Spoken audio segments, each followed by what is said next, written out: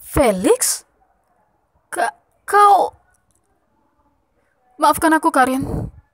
Malam itu aku sangat merindukanmu dan ingin sekali bertemu. Kebetulan ada panggilan telepon darimu.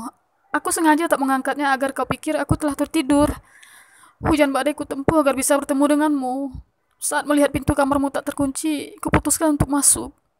Andai ku ketuk, kau takkan mengizinkan ku masuk. Telah lama aku menginginkan untuk berdoa denganmu. Amarah dan rasa cemburuku padamu memuncak saat kutemukan seorang pria di dalam kamarmu. Ia hendak menghajarku saat tiba-tiba, sebelum Felix selesai bicara, seorang petugas menarik tanganku dan menjauh.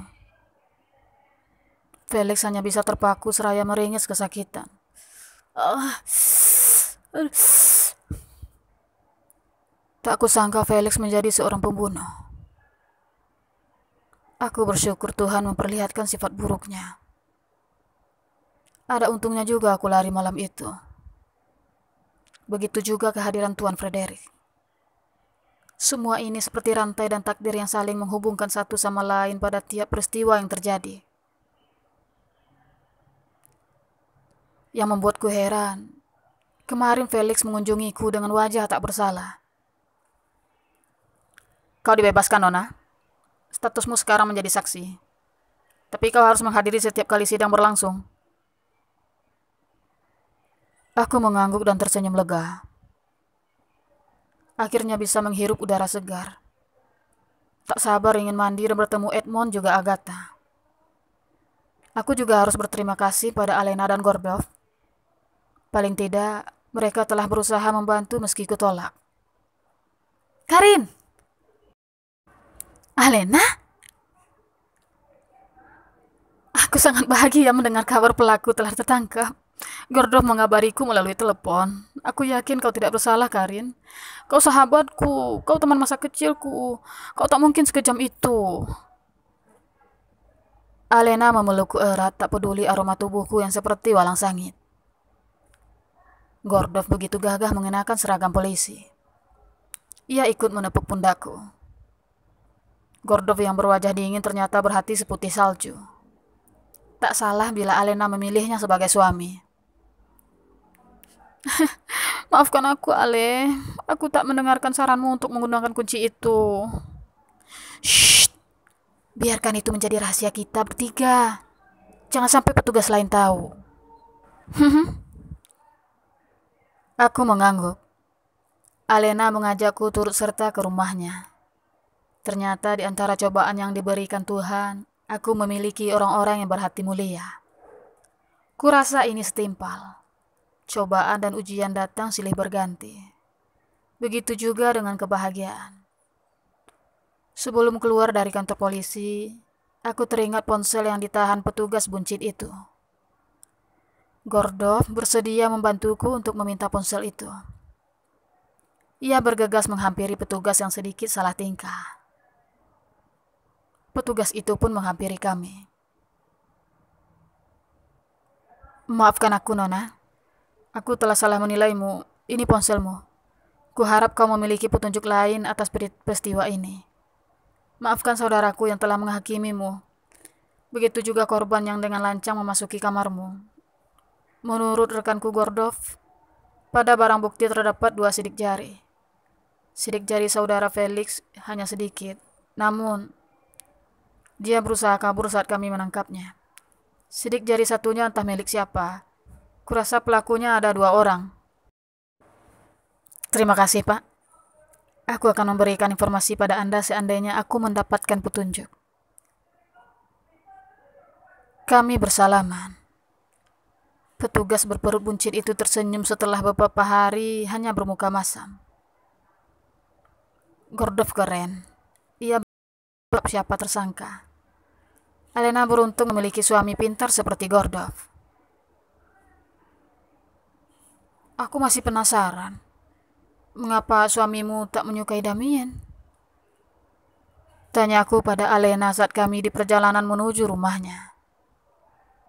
Gordov masih bertugas, jadi hanya kami berdua yang pulang ke rumah. Damien? Si playboy itu? Playboy? Apa maksudmu? Damian itu seorang playboy. Suamiku melihatnya bergonta-ganti pasangan selama berpacaran denganmu. Hanya saja, saat itu kau sedang terbuai rayuannya. Tapi Damian memperlakukanku layaknya seorang bidadari. Mana ada maling yang mengaku. Damian bukan maling, Ale. Dia bukan maling, tetapi pencuri. Dia telah berhasil mencuri hatimu hingga kau buta karena cintanya.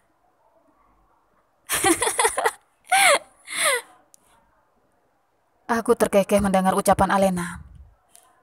Ia menggeleng-gelengkan kepala dan mengusap wajahku sembari memarkirkan mobil di halaman rumah. Kita sampai. Saat turun dari mobil, tak sengaja mataku menangkap Nyonya Jelena sedang duduk santai di teras rumahnya. Saat hendak menghampirinya, Alena menghentikanku. Jangan, Kar. Di sana ada Damian beserta calon istrinya. Dari mana kau tahu, Ale? Lihatlah mobil mewah yang berdiri di sana. Itu mobil wanita kaya yang akan dipersunting Damian. Ujar Alena seraya menunjuk mobil yang terparkir di halaman rumah Damian. Ternyata benar. Calon istri Damian adalah anak orang kaya. Jadi selama ini ia menyeleksi wanita yang akan menjadi pendamping hidupnya. Teringat ucapan Nyonya Jelena waktu itu. Ia berkata tak pernah menjodohkan Damian dengan siapapun. Kurasa Alena tak salah. Damian memang buaya. Lukaku kembali basah saat mengingatnya. Meski Alena melarang, aku tetap menghampiri Nyonya Jelena. Ia terkejut saat melihat kehadiranku. Karin? Lama tak bertemu. Nyonya Jelena tampak cemas saat melihatku. Ia berdiri dan menghampiriku, lalu membisikkan sesuatu. Aku sangat merindukanmu, Nyonya. Aku juga, Karin. Namun, kuharap kau pergi sekarang juga. Aku tak ingin calon menantuku melihatmu. Hatiku serasa dicabik-cabik saat mendengar ucapan Nyonya Jelena. Mataku berkaca-kaca dan nyaris tumpah saat Nyonya Jelena masuk ke dalam rumah dan membiarkanku berdiri di teras rumahnya seperti orang bodoh. Alena menghampiri dan mengusap pundakku dengan lembut. Penyesalan tiada guna. Harusnya aku dengarkan perkataan Alena. Sekarang hanya luka yang terasa semakin bertambah parah. Kami memutar badan dan melangkah menuju rumah Alena saat ku dengar suara seseorang yang menambah hancur perasaanku. Hai pembunuh, apa kau kabur dari tahanan? Seseorang yang selalu kukenang meski kami tak lagi ada hubungan. Dari mulutnya ku dengar ucapan itu. Kurasa ia telah melihat berita pembunuhan. Damian. Ia berdiri dengan wanita pujaannya. Wanita itu memegangi pundaknya bergelayut manja. Aku bukan pembunuh. Lalu apa? Psikopat? Dia siapa, sayang?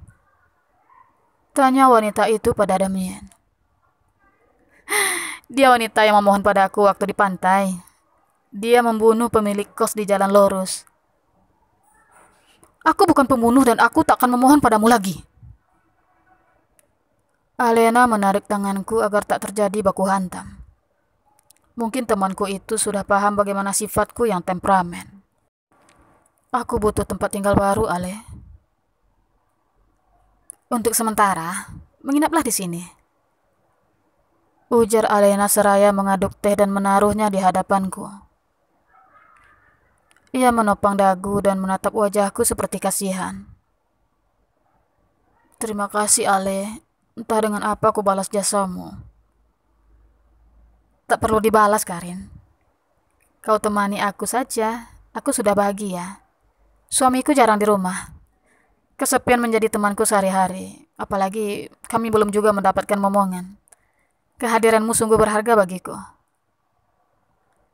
Aku tersenyum dan menyeruput teh hangat buatan Alena. Tinggal di rumah Alena, tentu akan sering bertemu Damian. Aku takut akan semakin terluka melihatnya. Bila aku tolak tawaran Alena, kemana diri ini akan pergi? Apa yang kau pikirkan? Bukan apa-apa, Ale. Aku hanya merasa tidak enak bila harus menyusahkanmu. Kau seperti orang lain saja. Anggap rumah ini rumahmu sendiri. Tidak perlu merasa canggung. Kau pergilah mandi. Aku akan membuatkan makan siang untukmu. Kordov hari ini masih piket malam, jadi aku akan kesepian kalau tak ada kau. Baiklah, Ale. Oh iya, barang-barangku tertinggal di rumah Edmond. Nanti siang aku akan menjemputnya ke sana. Biar ku antar. Tidak, Ale, aku bisa. Sebelum aku selesai bicara, Alena sudah mendorongku ke kamar mandi. Ia bersikeras ingin mengantarku ke rumah Edmond. Apa boleh buat? Karin, aku sangat senang mendengar kabar kau telah bebas. Aku memohon pada petugas untuk menyelidiki sidik jari tersangka. Mereka berhasil menemukan pelaku. Aku sibuk bekerja, tak sempat menjemputmu tadi pagi. Ucap Edmond saat kami sampai di depan pintu rumahnya. Sebenarnya aku berencana pergi ke rumah Edmond tadi siang. Mengingat ia sedang bekerja, kami batalkan saja. Malam hari adalah waktu yang tepat untuk bertemu dengannya. Kulihat kakinya sudah baikan. Apa kami boleh masuk? Tanya Alena menggoda Edmond. Aku jadi lupa. Ayo masuk, aku telah menyiapkan makan malam untuk kalian. Aku dan Alena memasuki kediaman Edmond yang nyaman. Ternyata saat malam, suasana rumah Edmond begitu romantis. Ayo, langsung saja duduk di meja makan. Aku memasak stik kesukaanmu, Karin. Dari mana kau tahu? Aku cuma menebak-nebak. Setelah selesai makan malam, kami mengobrol di ruang tamu ditemani musik klasik. Alunan musik yang indah. Siapa yang memainkan musik seindah ini, Edmond? Tentu saja, Kar. Musik ini merupakan salah satu karya dari Ferenc Liszt atau Ferenc Liszt. Beliau adalah seorang pianis, komposer, dan pengabar sekaligus seorang guru musik klasik dari Hongaria pada abad ke-19. Sebagai pianis, ia merupakan salah satu pianis terbesar dalam sejarah musik dunia. Semasa hidupnya, Liszt telah menulis sekitar 700 komposisi musik. Liszt mengajar dan memiliki sekitar 400 murid yang memperkenalkan musik baru di era romantisisme. Pengetahuan yang luar biasa, Ed. Ucap Alena seraya bertepuk tangan. Edmond tersenyum dan menawarkan kami untuk minum. Bukan apa-apa, Nona. Aku sering membuka Google untuk menambah pengetahuan. Panggil saja namaku, Ed. Alena, namaku Alena. Aku dan Karin seumuran. Kulihat dari parasmu usia kita tak beda jauh. Bukankah begitu, Kar? Ujar Alena seraya melirik ke arahku. Ya, betul. Usia kita tak beda jauh. Alena temanku semenjak di desa. Kau bisa memanggilnya nama, Ed? Maksudku, memanggil namanya. Baiklah.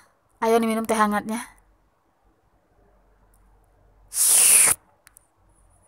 Apa kakimu sudah sembuh, Ed? Tanya aku seraya menyeruput teh hangat. Padahal sudah kenyang, Edmond masih membuatkan teh hangat. Sudah, Kar. Kupikir kau tak memperhatikan kakiku. Memangnya di mana kau mendapatkan cedera? Waktu itu aku memikirkanmu. Saat menaiki tangga restoran aku tergelincir. Mungkin gara-gara kurang fokus. Aku tersipu malu mendengar Edmond memikirkanku. Alena mencuri-curi pandang pada Edmond. Saat tertangkap basah, ia seperti salah tingkah. Kebanyakan minum memaksaku ke kamar kecil. Karin, kau tak pulang? Apa kau mau tidur di sini? Alena dan Edmond membangunkanku seraya tertawa geli. Ternyata aku tertidur di sofa Edmond. Mungkin diri ini terlalu lelah karena tak bisa tidur nyenyak saat di kantor polisi. Malu sekali rasanya tertidur dalam keadaan duduk. Aku butuh istirahat total. Sambil menggeliat dan mengucek mata, kulihat bibir Alena telah pucat. Tak lagi berwarna merah seperti pertama kami datang tadi. Mungkin karena minum teh.